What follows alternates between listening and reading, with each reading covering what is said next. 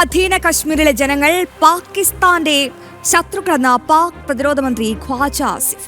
POJKയിൽ പ്രതിഷേധിക്കുന്നവരെ ഭാരതീയരെ പോലെ ശത്രുക്കളായി കണക്കാക്കുകയും കൊന്നൊടുക്കുകയും വേണം.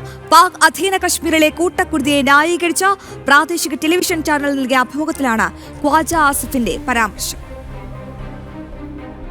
പാക് അധീന കശ്മീരിലെ കൂട്ടക്കുരുതിയെ ന്യായീകരിച്ച പാക് പ്രതിരോധ മന്ത്രി ഖ്വാജ ആസിഫ്. പാക് ഭരണകൂടത്തിനെതിരെ സമരം ചെയ്യുന്ന ജനങ്ങളെ ഭാരതത്തെ പോലെ ശത്രുക്കളായി കണക്കാക്കുമെന്ന വിവാദ പ്രസ്താവനയുമായി പാകിസ്ഥാൻ പ്രതിരോധ മന്ത്രി ഖ്വാജ ആസിഫ്. പാക് TV ചാനൽ നൽകിയ അഭിമുഖത്തിലാണ് ഖ്വാജ ആസിഫ് തങ്ങളുടെ പൗരന്മാർക്ക് നേരെ നടത്തുന്ന സൈനിക അക്രമങ്ങളെ ന്യായീകരിച്ചത്.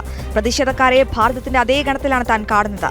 ഭാരതത്തെ പോലെ തന്നെ അവരെയും പാകിസ്ഥാന്റെ ശത്രുക്കളായി കണക്കാക്കുന്നുവെന്നായിരുന്നു ആസിഫിന്റെ പരാമർശം.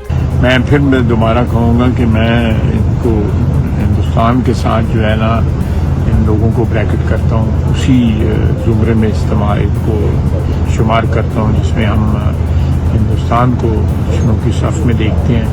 ये लोग भी पाकिस्तान दुश्मन हैं. പ്രതിഷേധക്കാരുമായി യാതൊരു ചർച്ചയ്ക്കുമില്ല എന്നും അവർ പാകിസ്ഥാന്റെ ശത്രുക്കളാണെന്നും തുറന്നടിച്ചു. കഴിഞ്ഞ ദിവസം POKയിൽ തെരഞ്ഞെടുപ്പ് നടപടികൾ ആരംഭിച്ചതിന് പിന്നാലെയാണ് പാകിസ്ഥാൻ പോലീസും സുരക്ഷാ സേനയും പ്രതിഷേധക്കാർക്ക് നേരെ വെടിവെപ്പ് നടത്തിയത്. വെടിവെപ്പിൽ 20ഓളം പേർ കൊല്ലപ്പെട്ടതായും 50ഓളം പേർക്ക് പരിക്കേറ്റതുമായിരുന്നു റിപ്പോർട്ട്. തെരഞ്ഞെടുപ്പ് ബഹിഷ്കരിക്കാൻ ആഹ്വാനം ചെയ്ത് പ്രതിഷേധവുമായി രംഗത്തിറങ്ങുന്നവരെയെല്ലാം പോലീസിനെ ഉപയോഗിച്ച് നേരിടാനാണ് പാക് ഭരണകൂടത്തിന്റെ നിർദ്ദേശം. തുടർന്നാണ് പാക് അധീന കശ്മീരിലെ കൂട്ടക്കുരുതി. പാക് അധീന കശ്മീരിൽ മാസങ്ങളായി തുടരുന്ന ജനകീയ പ്രക്ഷോഭത്തിന് നേരെ ഭരണകൂടം നടത്തുന്ന അടിച്ചമർത്തലിൽ ഇതുവരെ കൊല്ലപ്പെട്ടവരുടെ എണ്ണം 80 കടന്നു.